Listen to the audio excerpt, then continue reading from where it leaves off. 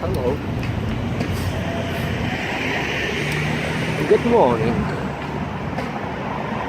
This will be a different type of video for you. The topic of the video is, of course, in question form. And it simply says, what does that mean? I gave you the information. I gave you the information.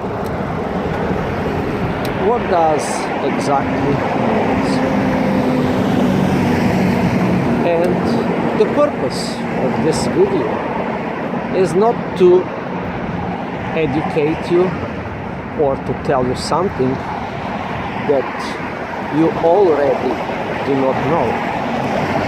But the purpose of this video is to prompt you to ask the important questions that will lead you to discover something within yourself. It's not educating, it's rather learning. And it's not learning about the world and stuff around you, but it's more likely learning about yourself. My goal here is to make you think, to make you ponder, to make you ask the questions. And the question of the day is, what does that mean? I gave you the information.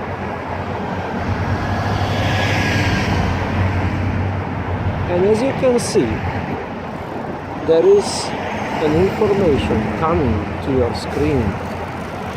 But most of the information is my voice itself. A visual information that takes around 80% of the brain capacity has been removed from this video for your personal pleasure. So what does that mean? I gave you the information. And again, I will reveal to you a few things about yourself you might know or you might not know. It depends on who you are, and it depends on what do you really know. And this video is related to information that comes to your mind by many means. Auditory, the things you hear, visual information, gustatory information, a feeling information. And before I start, I will have to give a miniature lecture. I will try to compose a big part of my knowledge into very short lecture, about 1 or 2 minutes, to explain you how you operate, how you exist in this world, how your mind, your body, and your soul are interconnected in this triangle, this tripart being that you are. Is it bold to say that you are a tripart being composed by your body, your mind, and your soul? That might very be true. But just let's for a second understand another part of your being. It's called your internal mind eye. That is the third eye that you do have deep in yourself. This is the intersection of your mind, body, and soul. And this is part that it's very much responsible for the way you see the world. And the word see means everything. The way you see, the way you hear, the way you feel, the way you understand. Your mind-eye is deeply rooted in your nature. And it's filtering all the information that you receive through your so-called filters.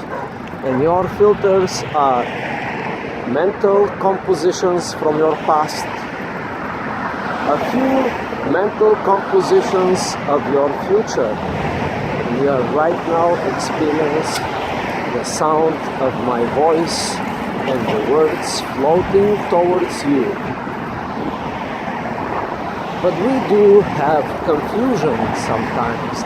Sometimes our internal mind-eye is making the wrong interpretations. And why that might be? It is because on our past experience and our future dreams. I hope you understand at this point in the little lecture. I'm trying to simplify it. I'm trying to make it very, very simple with as few words as possible. But here it is. At this very moment, you're receiving trillions bits of information with your body, with your eyes, with your ears, with your guts, with your skin. And this creates your feelings. So now, focus on my voice, and you will know how sometimes your internal eye is wrongly interpreting all this information. The fact is that you are kind of limited. Your mind cannot make sense of all the information that you are receiving. So most of the bits from a couple of millions per second are reduced to a couple of thousands per second, and then finally they are reduced to this magical number, 7 per second. I would assume that might be 9 to some people, and I'm not sure the exact number, but you can see the ratio. Millions reduced to 7 or 9 bits per second. And that is the limitation of your simple, holy, but ignorant mind. And now, how we express ourselves, it's a miracle. And some of these people and some of these guys, they would say words like this. Words are godlike creatures. And they really are. They really are. A word can ignite a fire. A word can ignite a war. A word can ignite a peace. And it's the same word. Let's say this is the word yes. Or even more powerful word, love. Or even other words. But we, as our minds, put different meanings in these words. And it is strange, but it's true that we do that all the time. If I tell you the word okay, what do you understand now? And if I tell you the word okay, what do you understand now? And if I tell you the word okay, what do you understand now? And if I tell you the word okay, what do you understand now? A few little examples with the same word, and I just gave you a little bit more information. Isn't that marvelous, significant, beautiful. The same words make different things because little bits of more information was added here. And it's not a secret that the words are godlike creatures when loaded with something else, which we call intonation. It's part of the information. And is that important? Question. To know people's intonations. Sometimes they say, yes. But does it sound like yes? Sometimes they say, no. But does it really sound like no? Sometimes they tell you, I love you. But does it sound like I love you? You be the judge. And there is more information on the top of that information. Let's say that is the visual information. Now you have it, now you don't, now you have less, now you have none. The words are here. They count for about 3% of the intonation. Oops, mistake! They count about 3% of the meaning. Intonation counts about 25 to 35% of the meaning. Visual information counts about 70 to 95% of the information. Do you have all the information now? How your mind will interpret that? And for your enlightenment, I'd like to enlighten you with a little bit of story. There was these two lovely birds in the middle of nowhere when there was no time and there was no space. And those was two little birds. And they was discussing, or rather disgusting, or discussing. The big word that every one of us interprets differently, and one of the birds saw a miracle. Now they is discussing how the miracle happened, and the miracle was a sign. They saw a sign, a little bit of visual information in form of birds was given to the little birds. And the visual sign was showing, and it was saying a simple empty words. And the words were amplify love, dissipate hate. Amplify love, dissipate hate. And the two little birds looked at the sign and they, guess what? They did understand two completely different things. The information was not enough.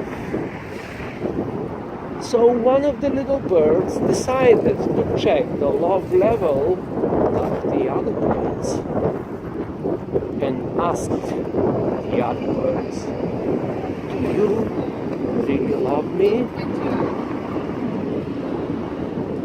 Do you love me?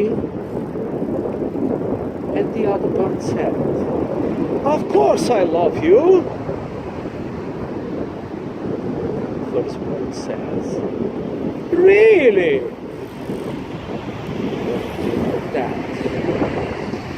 Is that enough information for you to love? And what does that mean to you right now? I gave you all the information. And if you like this new type of video with less information, please subscribe and tell all your friends, no matter who they are and how they interpret the universe. Tell them, beg them, suggest to them that it's crucially important to subscribe and subscribe and subscribe. Subscribe with the universe. Go with the flow. Do not go against the grain. It's not good. That is not love.